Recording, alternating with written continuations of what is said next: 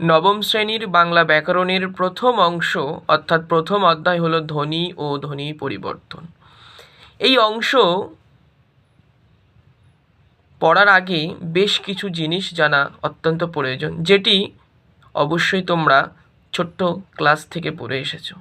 যেমন ধ্বনি বলতে কী বুঝি, বর্ণ বলতে কী বুঝি, ধ্বনি ও বর্ণের মধ্যে পার্থক্য কী, তারপরেই আমরা জানব ধ্বনি পরিবর্তন বলতে কী বুঝি, ধ্বনি পরিবর্তনের কারণ কী কী হতে পারে, ধ্বনি পরিবর্তনের বিভিন্ন ধারাগুলি সম্পর্কে। তো সর্বপ্রথম আমরা দেখি ধ্বনি বলতে কী বুঝি। ধ্বনি হলো মানুষের বাকযন্ত্রের সাহায্যে উচ্চারিত শব্দ বা আওয়াজ। আর এই ধ্বনির লিখিত রূপ বা প্রতীকী রূপ বা সাংকেতিক রূপকে বলা হয় বর্ণ।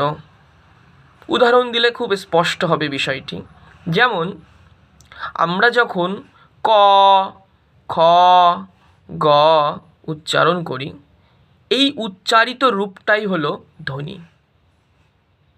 আবার এই ক, খ, গ বা আরও যে ধ্বনিগুলো আমরা উচ্চারণ করি আমাদের বাকযন্ত্রের সাহায্যে, সেগুলির যখন লিখিত রূপ দান করি অর্থাৎ লিখি খাতা কলমে কিংবা বোর্ডে, সেটাকে বলা হয় বর্ণ।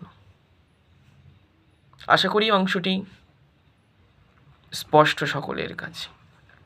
তবে এই ধ্বনি পরিবর্তনের বিষয়ে ধ্বনি কি বলতে গিয়ে একটি বিষয় বলা হয়েছে, যেটি হলো মানুষের বাকযন্ত্রের সাহায্যে উচ্চারিত। এই যে মানুষের, আমরা বুঝলাম মানুষ, কিন্তু বাকযন্ত্রটা কি? তার আগে বলি বাক বলতে কি বোঝায়। বাক হলো কথা, অর্থাৎ কথাকেই বাক বলে, বয়াকার কয়ে হসন্ত।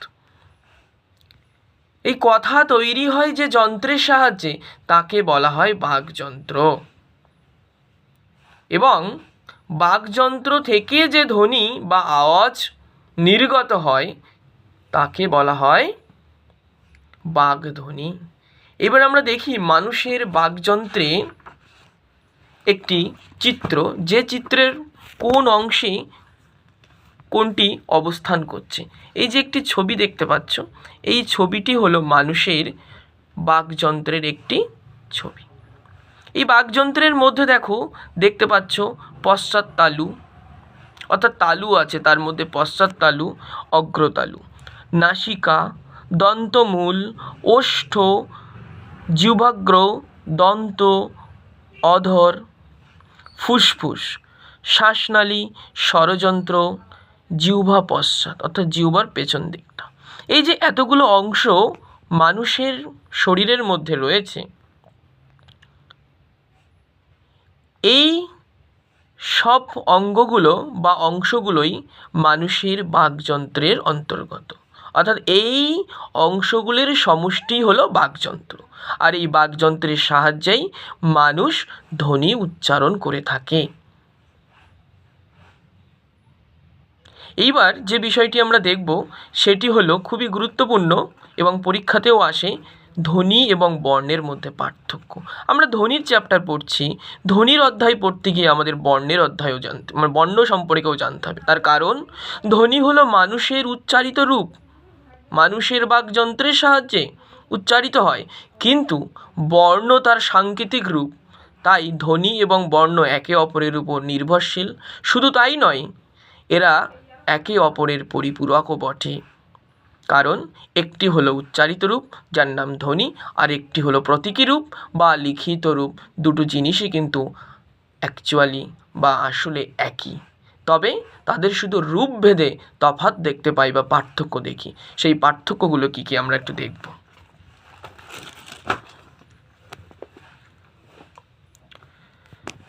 ধ্বনি বাকযন্ত্রের সামান্যতম চেষ্টায় উচ্চারিত আওয়াজ হলো ধ্বনি। যেমন অ উচ্চারণ করার সময় এটাকে আমরা ধ্বনি বলবো। এই ধ্বনি কানে শোনা যায় কিন্তু চোখে দেখা যায় না। তবে বর্ণের ক্ষেত্রে দেখব, ধ্বনির সংকেত, চিহ্ন বা প্রতীকী লেখ্য রূপ হলো বর্ণ, অর্থাৎ ধ্বনির লিখিত রূপ বা সাংকেতিক রূপ রূপকে বলা হয় বর্ণ। যেমন উচ্চারিত এই যে অ অর্থাৎ ধ্বনি হিসাবে অ উচ্চারণ করলাম, সেই উচ্চারিত অ ধ্বনিকে বিশেষ সংকেত চিহ্নে লিখলাম, একটি অ লিখলাম, এই অটি হলো বর্ণ। অর্থাৎ অয়ের যে লিখিত রূপ, খাতায় লেখা, খাতা কলমে কিংবা বোর্ডে, এটাকেই বলা হচ্ছে বর্ণ। এই বর্ণ হলো লিখিত রূপ বা লিপি রূপ, কাজেই এই বর্ণ কানে শোনা যায় না কিন্তু চোখে দেখা যায়। এটাই হলো ধ্বনি ও বর্ণের মধ্যে পার্থক্য। আজকে এই পর্যন্ত।